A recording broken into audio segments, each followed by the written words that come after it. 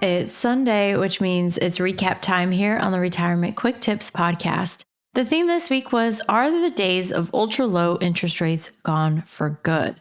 We covered a lot this week. And in case you missed any of the episodes, here's what I talked about. I talked about the reasons why interest rates may stay higher for longer and why it's prudent to assume that that's going to be the case. So we have sticky inflation. We have economic resilience because of all of you darn baby boomers who are at your peak wealth and peak earning years, and you're still spending in the face of higher inflation. And I think that is what is causing the Fed really to keep interest rates higher for longer, is because the higher interest rate environment hasn't broken us financially yet. Now, there's lots of Americans that are struggling financially, many Americans who are struggling financially, especially in this environment. And that's a problem. But many baby boomers and Gen Xers now in their peak earning years are not. And that's about 40% of the US population in those demographic groups.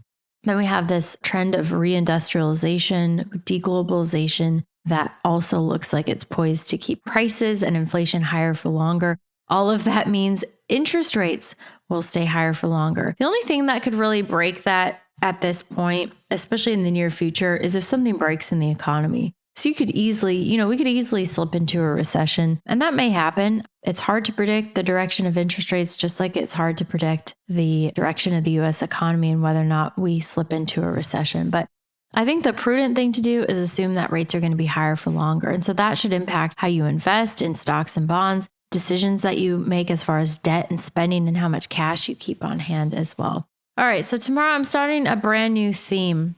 I'm going to talk about a potpourri topic, like what I've been reading recently. I've been reading a lot of things that I find are interesting. I want to cover on the podcast, but they're just not long enough to devote an entire week to. So I'm going to pick something every day and we'll talk about it and cover it. And should be interesting and varied as well. Thank you so much for listening this week. If you're enjoying the podcast, please share the show. Be sure to subscribe if you haven't already. And if you're interested in learning more about working with me, you can check out my website, truenorthra.com.